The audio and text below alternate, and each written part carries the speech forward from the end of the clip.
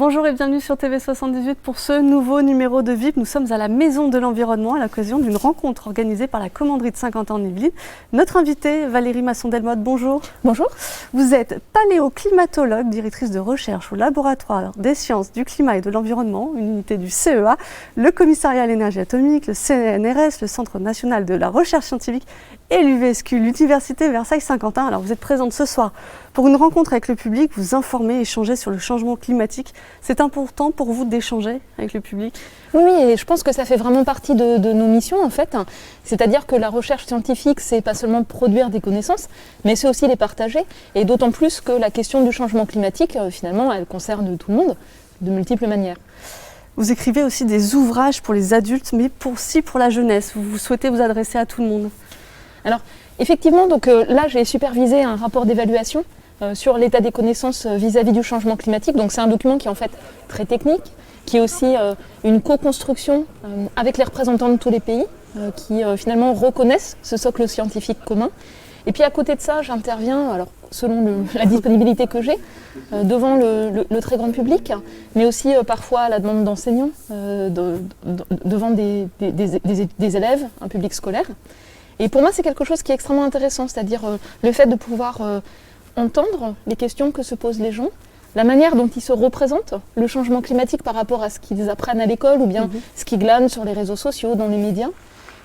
C'est quelque chose aussi qui parfois m'amène moi-même à approfondir mes connaissances par rapport à des questions qui sont posées et pour lesquelles je vais solliciter des collègues pour vraiment comprendre l'état des lieux et puis le transmettre le mieux possible. Oui, puis vous vous adressez, quand vous adressez à la jeunesse, à ceux de demain qui vont subir les effets de ce changement climatique.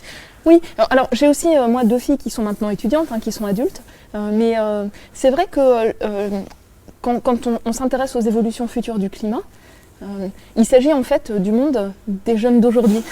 À horizon 2050, moi mes filles auront mon âge, donc en fait c'est quelque chose qui n'est pas tellement lointain, c'est quelques dizaines d'années dans le futur. Et donc faire en sorte que les plus jeunes finalement comprennent pourquoi est-ce qu'on en est là aujourd'hui, quels sont les leviers d'action qui existent pour vivre avec un climat qui change et puis pour agir sur la cause du changement. Je pense que c'est quelque chose qui est important parce que le changement climatique, c'est pas quelque chose qui va disparaître demain. On va vivre avec pendant longtemps. Et donc du coup, c'est important d'avoir des repères factuels, vraiment rigoureux, objectifs. C'est important aussi pour former des citoyens qui ont l'esprit critique par rapport à ce qu'on peut entendre sur ces sujets. Alors, ce qui a fait l'actualité, c'était en septembre dernier, 2021. Il était rendu le rapport du GIEC, le groupe d'experts intergouvernemental sur l'évolution du climat. Et vous avez été auditionné à l'Assemblée nationale sur ce rapport. Il faut aussi rapporter au plus haut ce que vous avez évalué. Oui, donc ce rapport, c'était 3 ans de travail avec des centaines de chercheurs du monde entier et puis toutes des étapes de relecture pour s'assurer de la rigueur, de la qualité, de la pertinence de l'évaluation. Donc c'est un travail considérable, mais c'est un travail qui n'a de sens que s'il est partagé. Donc le fait que, par exemple, les commissions spécialisées sur le développement durable de l'Assemblée nationale ou du Sénat demandent à auditionner les auteurs du rapport, moi en tant que coordinatrice, le fait que c'était le cas aussi au Parlement européen par exemple, ou dans certains conseils municipaux, où on m'a aussi invité à intervenir. En plus en visio c'est plus facile, ça demande moins de déplacement. Voilà. Je pense que c'est quelque chose qui est important. Et je souligne en fait que moi ce que j'observe c'est un intérêt croissant sur cet état des lieux scientifiques par des citoyens, des étudiants, des collectifs d'entreprises également, dans de nombreux secteurs d'activité. Donc pour moi les choses changent, c'est-à-dire c'est pas quelque chose qui reste dans un petit cercle académique qui parle à des initiés on va dire, mais il y a vraiment une appétence de comprendre où on en est et puis sur quoi on peut agir très large. Alors, on va revenir un petit peu avant tout ça, parce qu'avant d'être coprésidente du groupe 1 du GIEC, vous êtes chercheuse, paléoclimatologue. Qu'est-ce que c'est? Alors, je suis toujours chercheuse en fait à Saclay, ça n'a rien changé. Le travail qu'on fait pour le GIEC, c'est non rémunéré en fait. C'est en plus de nos autres activités, c'est-à-dire mes collègues, mon employeur ont accepté que je passe beaucoup de temps pendant quelques années à faire cela. Donc, au départ, moi j'ai une formation d'ingénieur, une spécialité en physique des fluides. Et puis j'ai choisi de travailler en sciences du climat. Donc j'ai été dans un laboratoire de recherche qui m'a accueilli en stage et puis ensuite en thèse, en formation par la recherche. Donc la paléoclimatologie, c'est étudier les variations climatiques passées avant qu'on ait directement des instruments de mesure. Donc, en tirant parti des indices que le climat laisse dans des archives naturelles.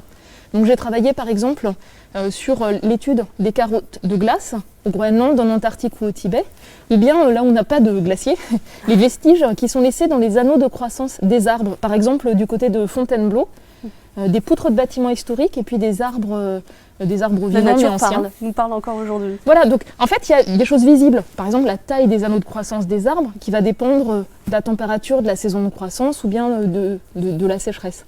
Mais on a des indices moins visibles, et moi ce qui m'intéresse c'est par exemple le rapport entre les molécules lourdes et légères de l'eau qu'on va trouver dans la glace et dont l'abondance dépend des conditions de température passées. Mais qu'est-ce qui vous plaisait, dans la recherche, quand vous vous lancez dedans ? Alors pour moi ce qui est fascinant c'est l'inconnu, c'est-à-dire ne pas connaître ces variations passées du climat et arriver à les reconstituer. Par exemple dans les glaces de l'Antarctique, on a réussi à obtenir des enregistrements sur 800 000 ans, donc c'est une durée très longue, une succession de périodes glaciaires et de périodes douces, parce que la trajectoire de la Terre autour du Soleil change graduellement, c'est le moteur. Et puis ça nous permet de décortiquer comment le climat y réagit, comment le cycle du carbone, la composition de l'atmosphère réagit, comment le niveau des mers change quand le volume des glaces sur les continents évolue. En fait, c'est la même machine climatique qui réagit aujourd'hui parce que nous perturbons le climat à l'échelle planétaire. Et donc ça nous permet de comprendre le fonctionnement de cette machine. On peut voir les climats passés comme autant d'expériences naturelles finalement sur le climat de la Terre. À plus court terme, les derniers millénaires, les petites variations récentes, elles sont beaucoup pilotées par l'occurrence d'éruptions volcaniques majeures, leur effet parasol éphémère. Donc des périodes avec un peu plus d'éruptions volcaniques, c'est un peu plus frais. Les périodes sans éruptions volcaniques, c'est un peu plus doux au cours des derniers millénaires. Et donc ça aussi, c'est comme une sorte d'expérience naturelle sur le climat de la Terre qui permet de comprendre comment il répond à ce type de perturbations. Et puis, les variations passées du climat, c'est aussi ce qui a façonné l'évolution du vivant. Donc ça interagit avec l'évolution spontanée du vivant, ça façonne la vitesse, l'ampleur de ces changements passés. Ça interagit aussi, c'est le milieu de vie des humains, donc les dernières centaines de milliers d'années. C'est l'émergence de l'homme moderne. Les derniers milliers d'années, c'est la construction de civilisations urbanisées, sédentaires, des activités agricoles. Et donc ça permet de situer la perturbation en cours dans le temps long. On est vraiment sur une rupture du fait des activités humaines. C'est une situation qui est inédite, une telle perturbation aussi rapide. Ça nous permet aussi de tester les outils de modélisation qu'on a à base physique, modèles de climat qui nous servent à explorer les futurs possibles. On les teste par rapport aux grandes variations climatiques passées. Et pour moi, c'est quelque chose qui est déterminant dans la confiance qu'on peut accorder à leurs projections. Et quand vous vous lancez dans ces recherches, dans ces études autour du climat, est-ce que vous imaginez que le réchauffement climatique prendrait une telle importance aujourd'hui, que vos travaux auraient une telle importance aujourd'hui ? Alors, moi j'étais lycéenne quand il y a eu des publications dans des magazines de vulgarisation sur la surveillance de la Terre depuis l'espace. Les premiers travaux de modélisation du climat en France, avec la hausse de l'effet de serre et ce que ça pourrait donner, ou bien les premières études de carottes de glace en Antarctique, le carottage de Vostok. Et je me souviens d'avoir lu ça, et ce qui m'avait fasciné, c'était les progrès des méthodes de recherche. Et puis ce côté un peu vertigineux, est-ce que vraiment l'humanité perturbe le système climatique d'une manière tellement considérable ? Ça faisait partie de mes motivations, de ma curiosité pour aller dans ce domaine-là. J'avais aussi une curiosité pour l'archéologie, en fait, l'histoire des sociétés humaines, personnelles. Donc les choses se combinaient. Et puis effectivement, donc, au fur et à mesure du temps, le constat scientifique n'a fait que s'affiner. Et on vit tous avec les conséquences d'un climat qui change dans chaque région de manière croissante.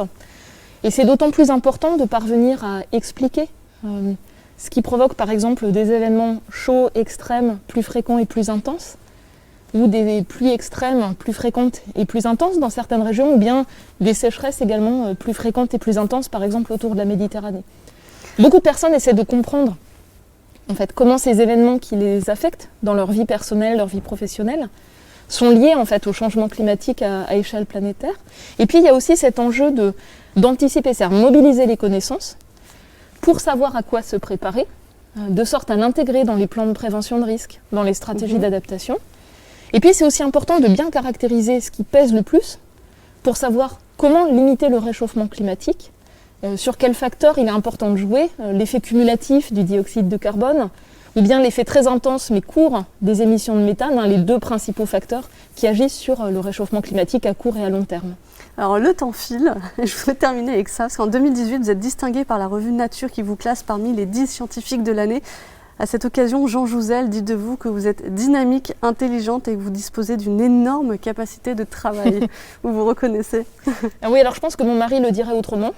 Peut-être que je travaille un peu tôt. Mais c'était un plaisir de travailler avec Jean Jouzel. Il fait partie des gens qui m'ont accueilli, en fait, pour faire de la recherche, qui m'ont fait confiance. Et je pense que c'est quelque chose qui est critique, en fait. On a besoin aussi, j'en parle parce que c'est le moment des orientations, par exemple, pour les lycéens. On a besoin de gens qui s'orientent vers des études scientifiques et qui vont aussi être porteurs de connaissances nouvelles, de solutions vis-à-vis des enjeux liés au changement climatique en particulier. Donc on m'a tendu la main, j'essaye de tendre la main aussi aux plus jeunes, et en particulier aux jeunes filles parce qu'il y en a moins qui vont vers des études techniques, scientifiques, des études d'ingénieurs. Il y a de la place pour vous. Merci Valérie Masson-Delmotte, on pourrait vous écouter parler pendant des heures. C'est la fin de ce BIP qui vous était consacré. Et bien sûr, merci à nos téléspectateurs de nous suivre.